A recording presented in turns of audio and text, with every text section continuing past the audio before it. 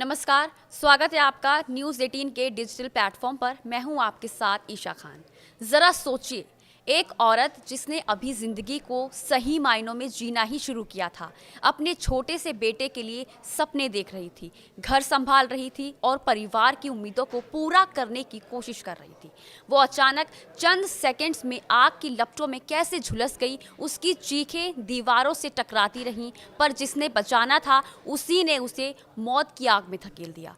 ये पूरा मामला है ग्रेटर नोएडा की निक्की भाटी का, एक ऐसी महिला का जो पति के हाथों जलाई गई, पूरे मोहल्ले के सामने इंसाफ की गुहार लगाती रही और अब उसकी मौत पूरे समाज से सवाल पूछ रही है कि क्या दहेज, अफेयर और औरत की आज़ादी ही उसकी जान लेने का लाइसेंस है।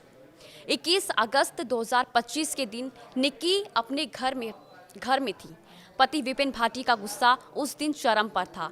पहले उसने निक्की को बालों से पकड़कर दीवार से पटका, थप्पड़ पर थप्पड़ मारे। निक्की चीखती रही, मुझे छोड़ दो, जाने दो, प्लीज मत मारो। लेकिन विपिन की आंखों में नफरत और लालच का जहर भर चुका था। अचानक उसकी नज़र टेबल पर रखी थिनर की शीशी पर पड़ी। उसने उसे गुस्से में बोला, तू ऐसे नहीं मानेगी, और झट से थिनर निक्की पर उड़ेल दिया।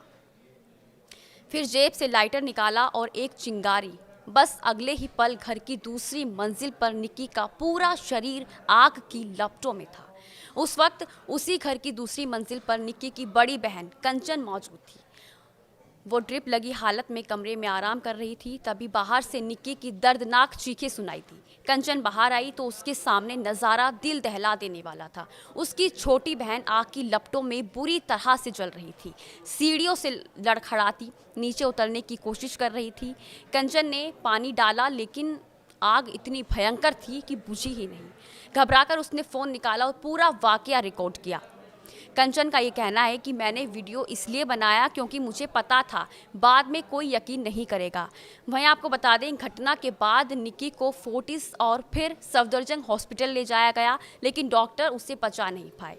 पुलिस ने केस दर्ज कर पति विपिन, सास दया भाटी, जेठ रोहित भाटी और ससुर सत्यवीर भाटी को गिरफ्तार कर जेल भेज दिया है।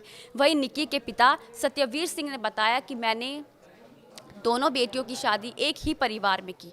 बड़ी बेटी कंचन की शादी रोहित भाटी से कराई। उसी परिवार ने छोटे बेटे विपिन के लिए भी निक्की का रिश्ता मांगा।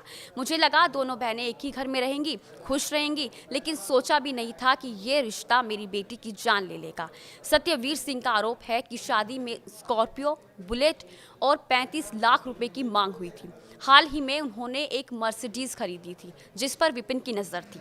वो बार बार कहता, ये कार मुझे गिफ्ट कर दो। वहीं निक्की के भाई अतुल ये बताते हैं कि 2024 में विपिन एक लड़की के साथ रंगे हाथों पकड़ा गया था। उसका वीडियो भी वायरल हुआ था। निक्की हमारे पास आ गई थी। समझौते के बाद ही वो निक्की फिर से ससुराल लौट गई, लेकिन विपिन ने सुधरने की बजाय और जुल्म बढ़ा दिए।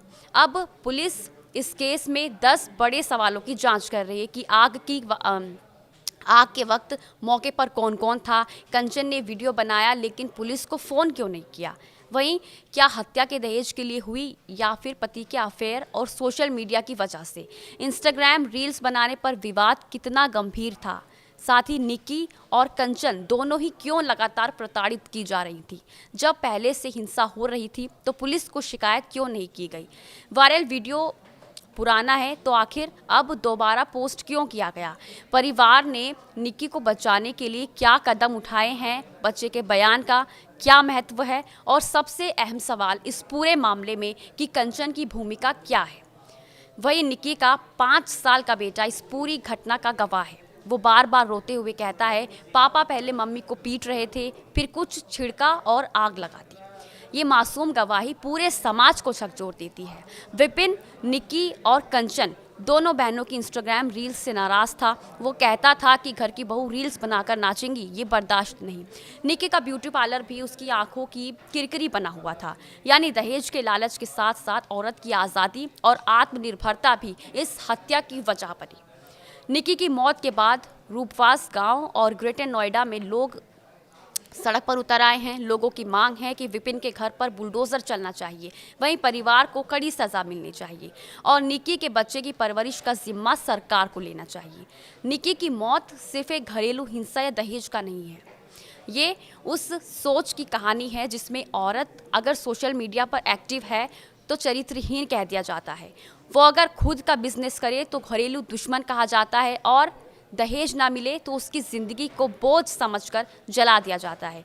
निक्की की चीखें अब हमेशा गूंजेंगी, उसके बेटे की मासूम आंखों में वो लपटें हमेशा चलती रहेंगी।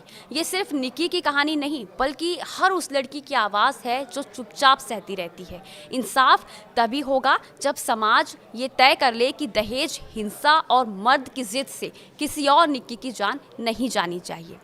आज अगर निक्की को इंसाफ नहीं मिला तो कल शायद आपकी बहन, आपकी बेटी या आपकी दोस्त भी हो सकती है। और आज के लिए बस इतना ही। नमस्कार।